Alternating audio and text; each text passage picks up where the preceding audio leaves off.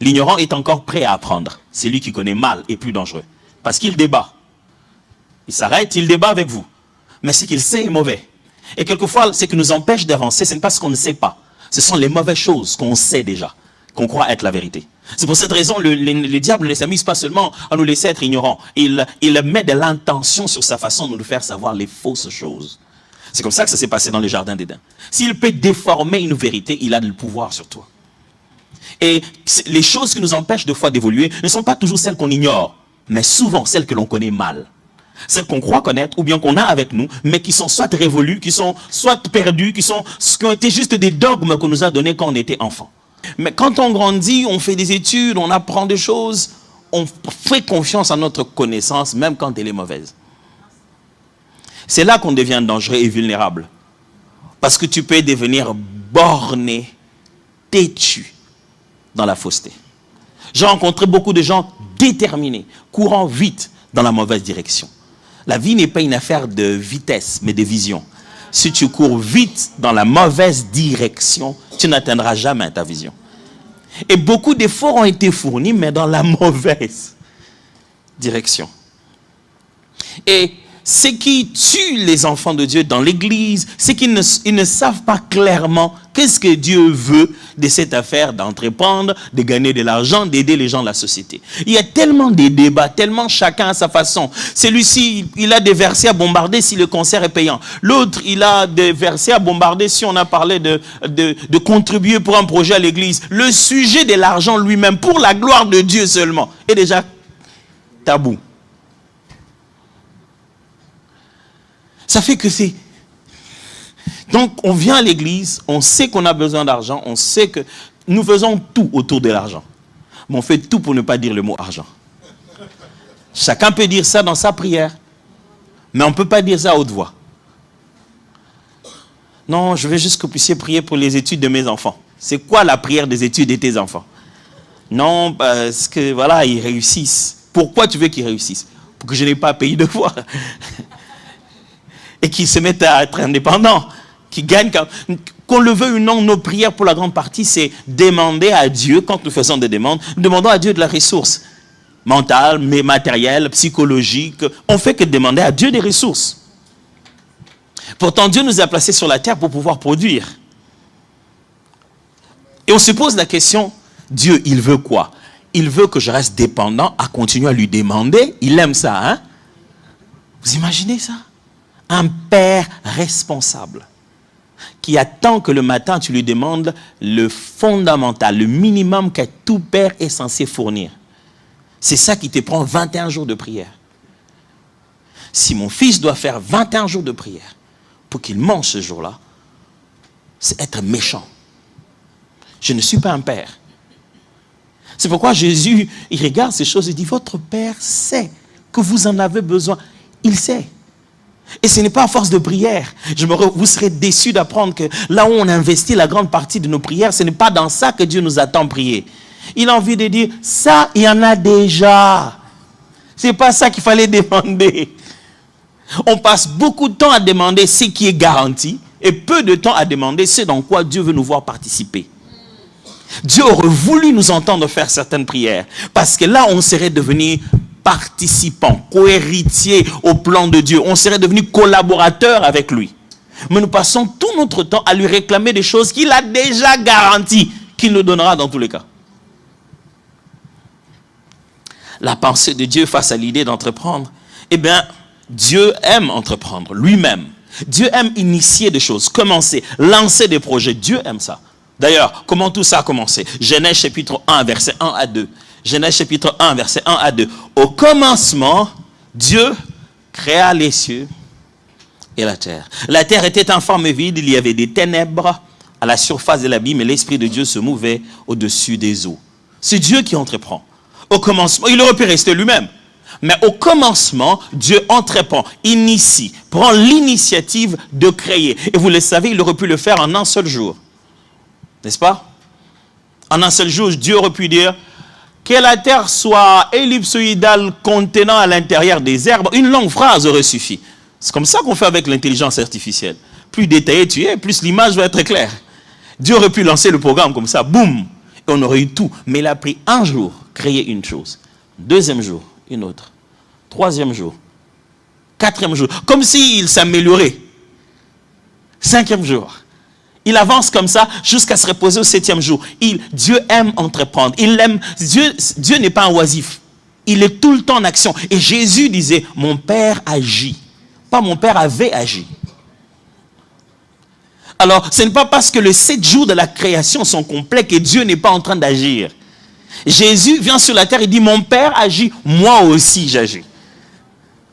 Dieu est actif et il est vraiment actif. Dans Genèse chapitre 2 maintenant, verset 1 à 2.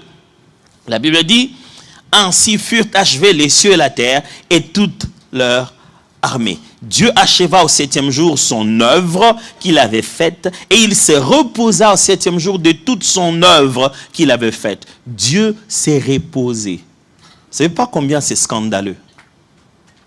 Dieu s'est reposé. Qu'est-ce qu'il a? Il a dépensé de l'énergie. Il faisait quoi en fait? Dans tous les cas, il faisait que parler. Que ceci fasse cela, ceci. Il a introduit le concept de la pause, de sabbat, qui veut dire un repos volontaire. Ce n'est pas de l'épuisement. C'est que l'activité du jour, c'est rien faire. Et ça, c'est la récompense de tous ceux qui travaillent. Et c'est pour cette raison qu'au jour du culte, il demande à l'homme de venir ce jour-là, lui il se repose. Il demande à l'homme de lui amener quoi? L'œuvre que lui il a fait aussi. Toi, tu t'es occupé des animaux, tu les as élevés, amène-les en offrande et nous allons nous rencontrer. De sorte que le 7e jour, le sens de dimanche, le sens du 7e jour, le sens du sabbat, le sens de venir au culte, c'est venir dire à Dieu, moi aussi je viens de travailler. Nous deux entrepreneurs, après avoir entrepris, créé, fait avancer l'univers, nous faisons une réunion de notre royaume, entre le roi et l'ambassadeur que je suis. C'est ça dimanche, c'est ça venir au culte. Le culte est censé être un lieu pour ceux qui ont travaillé.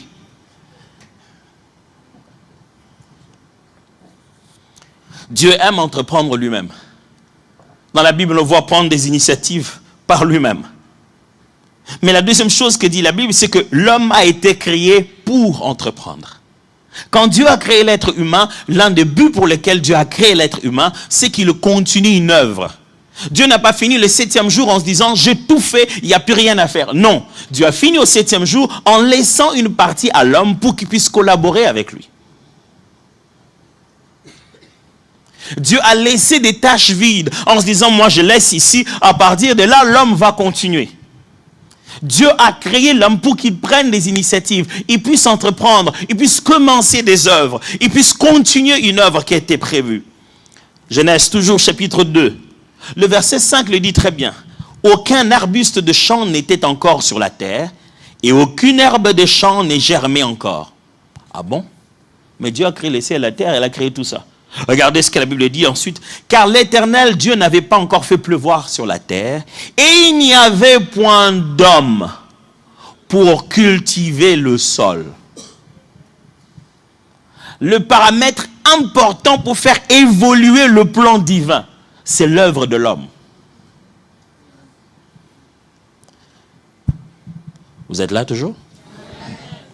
Dieu a créé l'homme pour entreprendre, pour prendre des initiatives, faire des choses. Dieu a créé l'être humain pour continuer une œuvre qu'il avait commencée depuis. Toujours Genèse, chapitre 2, verset 16, cette fois-ci à 20. L'Éternel Dieu donna cet ordre à l'homme. Tu pourras manger de tous les arbres du jardin, mais tu ne mangeras pas de l'arbre de la connaissance du bien et du mal, car le jour où tu en mangeras, tu mourras. L'Éternel Dieu dit, il n'est pas bon que l'homme soit seul. Je lui ferai une aide semblable à lui. L'Éternel Dieu forma de la terre tous les animaux des champs et tous les oiseaux du ciel, et il les fit venir vers l'homme pour voir comment il les appellerait. Qui devrait appeler? Et afin que tout être vivant porta le nom que lui donnerait l'homme. Jusqu'ici, tout ce que Dieu a créé, il le nomme lui-même. Il était un soir, il était un matin, Dieu appela le premier jour, appela le deuxième jour en hébreu, c'est nom, premier jour, deuxième jour, tout ça, c'est les noms propres des vies, des jours, comme on dit lundi, mardi, mercredi. Alors, mais Dieu a laissé une partie. Il s'est dit, ok, je vais faire pleuvoir, mais pour que ça continue bien, il faut que l'homme puisse cultiver. Ça sera sa partie. Et puis, les noms, moi je l'appelais homme. À partir de là, lui va nommer tout. L'homme, après que l'homme a été créé, Dieu s'est refusé de nommer. Au point que lorsque Dieu a fait la femme de l'homme, il appartenait à l'homme de l'appeler. Voici cette fois-ci, celle qui est os de mes os, chair de ma chair, on l'appellera. C'est l'homme qui va nommer la femme. À partir du moment où il a été placé sur la terre, Dieu lui a donné ce pouvoir de nommer les restes. Est-ce que vous savez ce que ça signifie nommer? Donner le nom à quelque chose. C'est lui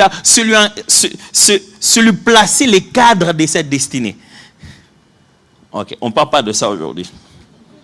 Mais l'homme a été créé pour entreprendre. L'homme qui n'entreprend pas n'accomplit pas son but. Et quand je dis entreprendre, est-ce que j'ai dit c'est nécessairement une entreprise qui va gagner de l'argent? Non, j'ai dit initier quelque chose, être actif, en train de travailler pour développer, bien sûr, créer de la valeur, aider la société, multiplier des fonds, gagner de l'argent aussi. Troisièmement, c'est que la Bible condamne la nonchalance. Être paresseux, nonchalant. Combien de paresseux on a ici dans la salle? Vous verrez qu'il n'y en aurait pas. Vous ne me croyez pas? Vous ne me croyez pas? Parce qu'il semblerait que sur la terre, il n'y a pas de paresseux. On a inventé ce mot-là. Le paresseux, même lui-même, ne sait pas qu'il est paresseux. Il n'a pas vu passer les temps. Il n'est pas paresseux. Il est resté longtemps sur le téléphone. Il n'a pas vu le temps passer. C'est comme ça qu'il n'a rien fait aujourd'hui. Demain, il voulait bien le faire. Mais demain, comme il avait prévu d'aller visiter son ami. Et qu'en route, l'ami dit, il n'arriverait pas maintenant, qu'il vienne dans 2 heures. Alors, il a pris une autre route pour un peu tuer le temps. Lui, il a du temps à tuer. Mais il n'est pas paresseux. Écoutez ce que Proverbe chapitre 10, verset 4 à 5 dit. La main nonchalante appauvrit. La Bible utilise le langage de main faisant ceci, c'est pour parler du travail. La main du paresseux, la main paresseuse appauvrit. Mais la main active enrichit. Mes amis, est-ce qu'on a dit l'huile? Onction des richesses. Veste de transformation. Pourquoi vous voulez chercher tout ailleurs, sauf là où Dieu l'a placé? Le christianisme est devenu comme une sorte de raccourci. On dirait qu'on vous prêche des raccourcis. Comment rapidement s'enrichir? 21 jours de prière sous l'onction de l'homme de Dieu habillé tout en blanc. Et il va imposer les mains sur vous et chacun va donner son offrande. Il va bâtir un hôtel. Ah, pourquoi on complique les choses comme ça? La Bible dit, si tu ne travailles pas, ça ne va pas marcher. Ils vont te bouffer de l'argent, crois-moi, ça ne va pas marcher. La Bible dit, la main paresseuse, celui qui ne travaille pas, qui reste à la maison, n'a rien faire. Celui-là s'appauvrit lui-même. Ça veut dire que fondamentalement, il a déjà un potentiel, il s'appauvrit. Mais celui qui travaille s'enrichit, mes amis. Non, mais lui, il a touché à des mystiques. Touche un peu. Non, mais moi, il y a des gens qui sont déjà venus me dire, non, eux, c'est un peu... Je trouve ça louche. Je dis, à partir d'aujourd'hui, je te bénis. Je te donne le droit de devenir louche. Rien que pour nous dire, et puis tu viens venir nous dire, moi-même, je vais te délivrer après. C'est pas grave. Reviens nous voir après pour nous dire comment c'était. Allez, arrêtez d'inventer des choses. Arrêtez de coller des étiquettes sur ceux qui ont travaillé dur. Juste parce qu'on le voit, en quelques minutes, c'est monde comme ça. Nous, on ne l'a jamais connu, il est directement devenu. Vous êtes qui? L'immigration? C'est vous qui surveillez les entrées et les sorties de chaque personne qui évolue dans la vie. On devait venir te dire que lui, il évolue pour que tu saches qu'il évolue. Chacun doit montrer à tout le monde les efforts qu'il a fournis en secret. Ça ne se passe pas comme ça, mes amis. Si tu ne travailles pas, tu t'appauvris. Écoutez-moi, celui qui ne fait rien, bouge en arrière. Vous devez savoir que celui qui ne fait rien est en mouvement de décroissance. Quand vous vous arrêtez dans le monde où nous sommes, vous reculez en fait. Vous dites non, mais je n'ai rien fait, ça devait rester comme avant. Non, dès que vous arrêtez de faire, ce n'est plus comme avant. Vous entrez, vous devenez en retard. Et la Bible décourage la nonchalance.